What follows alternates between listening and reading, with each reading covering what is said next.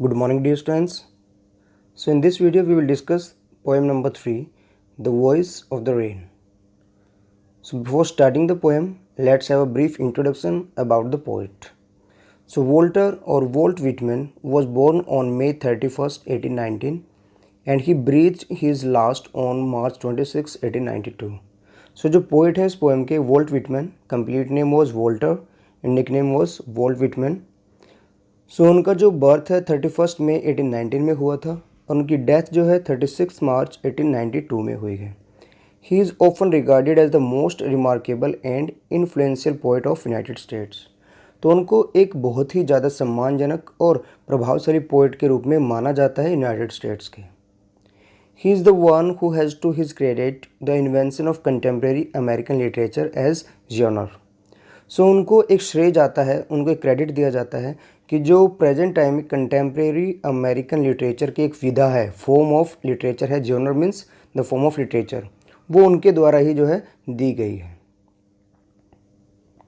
So now let's read the summary of the poem. In the poem the poet asks the soft falling shower, who are you. इस poem में poet बारिश की गिरती हुई बूंदों से पूछता है, who are you, to which she replies that she is the poem of the earth. So rain इसका जो रिप्लाई करती है वो बोलती है कि वो अर्थ की पोएम है. It is a strange thing for the rain to reply to the poet. से बड़ी ही अजीब सी बात है, जनरली हमने नहीं देखा है कि रेन कभी बोलती हो, बट इस पोएम में जब रेन रिप्लाई कर रही है पोइट को तो बड़ा ही स्ट्रेंज लगता है.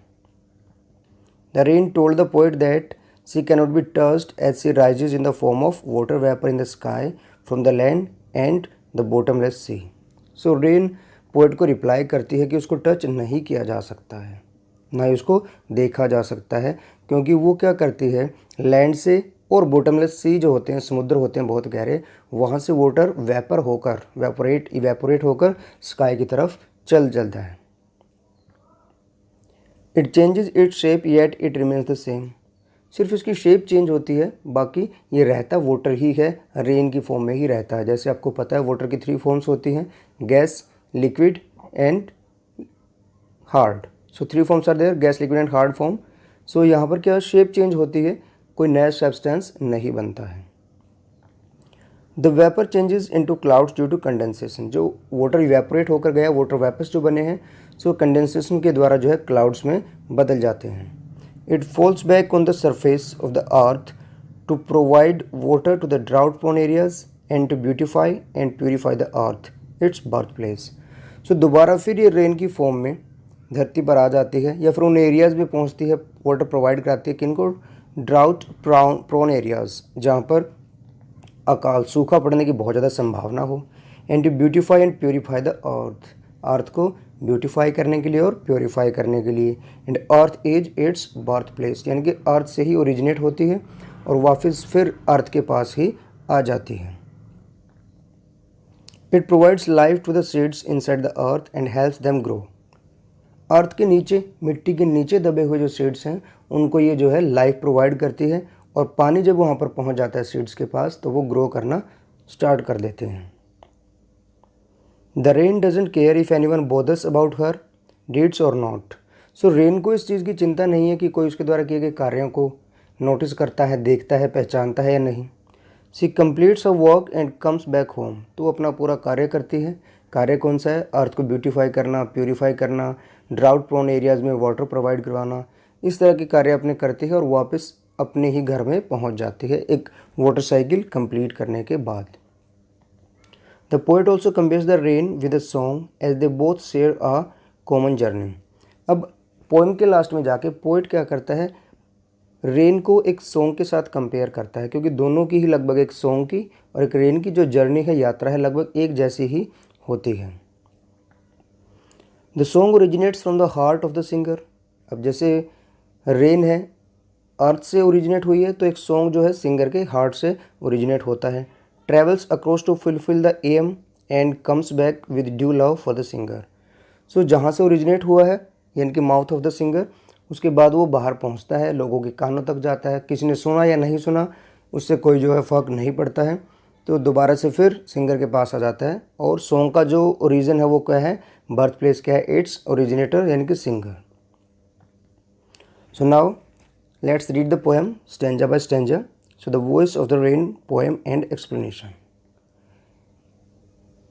And who art thou? Said I to the soft falling shower, which strange to tell, give me an answer, as here translated. So poet कहता है कि मैंने सॉफ्ट फॉलिंग शावर से पूछा, बड़ा ही जेंटली गिरने वाली बारिश की बूंदों से पूछा, एंड हु आर्ट दो, आप किसकी आर्ट हो, विच स्ट्रेंज टू टेल, जो कि बताना बहुत ही मुश्किल है, अजीब सा लगता है, गिव मी एन आंसर, उसने मुझे जवाब दिया, और जो जवाब दिया उसने वो क्या है, एज हियर ट्रांसलेटेड। सो अर्थ की लैंग्वेज को, इनके अर्थ ने जो उसको रिप्लाई किया है पोइट को, उसको ट्रांसलेट किया गया है। I am the poem of the earth, मैं अर्थ की पोएम हूँ, said the voice of the rain, rain की वॉइस ने कहा। Eternal I rise impalpable, eternal means everlasting, जो कि कभी ख़त्म नहीं होती है। आई राइज इम्पल्पेबल, इम्पल्पेबल क्या होता है, ऐसी चीज़ होती है जिसको कि हम अपनी 5 सेंसेस का यूज करके जो है टच नहीं कर सकते हैं, उसको देख नहीं सकते हैं, उसको डिस्क्राइब नहीं कर सकते हैं, इम्पल्पेबल होता है। Out of the land and the bottomless sea, तो कहती है कि एवरलास्टिंग यानी कि लगातार मैं, इम्पल्पेबल यानी कि जो कि नोटिस नहीं होती है, लैंड से और बॉटमलेस सी से जो है राइज होती रहती हूँ, निकलती रहती हूँ। So here are the important words, who are though, who are you, eternal means never ending or everlasting, impalpable means which can not be described or which can not be touched or which can not be sensed.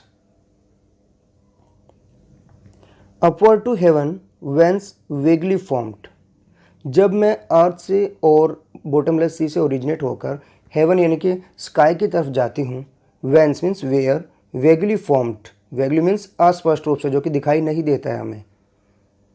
All together changed, और पूरी तरह से मैं change हो चुकी थी। All together means पूरी तरह से यानी कि कुल मिलाकर, और ऑल टुगेदर मीन्स सभी कुछ यानी कि सभी सारी चीज़ें एक साथ। So there is a difference between all together and all together. And yet the same, और कहती हूँ मैं फिर भी सेम रहती हूँ।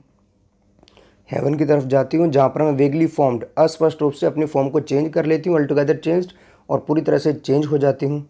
एंड येट द सेम, और फिर भी मैं वैसी ही रहती हूँ, यानी कि सिर्फ फॉर्म चेंज हुई है, बाकी वो एज इट इज़ ही है।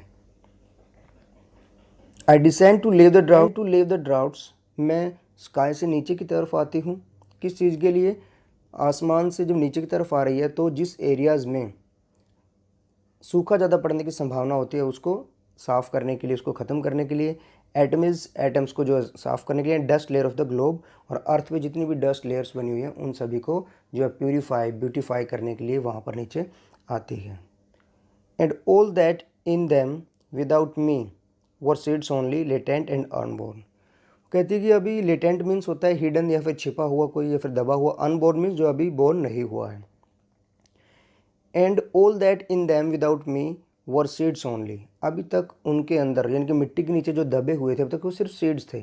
जब मैं नीचे आती हूँ, जब उनको पानी मिलता है तब जाके वो ग्रो करना शुरू करते हैं और वो प्लांट से ट्री बनना शुरू हो जाते हैं। So here the important words, whence means where, vaguely means not clearly, descend means come down नीचे की तरफ आना, ले, लेव, वॉश और bathe, atoms small particles, latent hidden और buried. And forever by day and night, और लगातार रात और दिन, I give back life to my own origin, मैं लगातार अपने ओरिजिन को ही लाइफ देती रहती हूँ। सो ओरिजिन क्या है इनका, earth. And make pure and beautify it, और अर्थ को प्योर करती रहती हूँ और उसको ब्यूटिफाई यानी कि इसकी सुंदरता को बढ़ाती रहती हूँ। So last 2 lines they are within the bracket, उनको ब्रैकेट में लिखा गया, and these 2 lines are not a part of the poem. So this is simply a comparison of the rain with song. For song issuing from its birthplace after fulfillment wandering, reckoned or unreckoned, duly with love returns. So यहाँ पर rain को song के साथ compare किया, जैसे song singer के heart से originate होता है, बाहर जाता है, किसी ने उसको पहचाना या नहीं पहचाना, फिर भी दोबारा बहुत सारे प्यार के साथ यानी कि और भी बहुत ज़्यादा सुंदर होकर वो अपने ओरिजिन यानी कि जो सिंगर के हार्ट है वहाँ पर वापस आ जाता है। जैसे कि रेन होती है, वाटर वेपर्स बनते हैं, ऊपर जाती है, कंडेंसेशन होती है, वापस अर्थ पे आ जाती है। सो रेकन्ड और अनरेकन्ड, इट मीन्स वेदर केयर्ड और not cared for. It does not affect the rain nor the poet if someone listen to the rain or not. सो किसी ने उनको पहचाना है नहीं पहचाना, ये उस पर उनका प्रभाव नहीं पड़ता है. सो the voice of the rain, literary devices कौन कौन से यूज हुए हैं? पर्सोनिफिकेशन यूज हुआ है. The poet used a non living thing as living thing in the poem. सो पोएम के अंदर यानी कि जब कभी भी एक नॉन लिविंग थिंग को as a living thing represent किया जाए, जैसे आपने हिंदी में पढ़ा होगा मानवीकरण अलंकार है, तो सेम इज हेयर.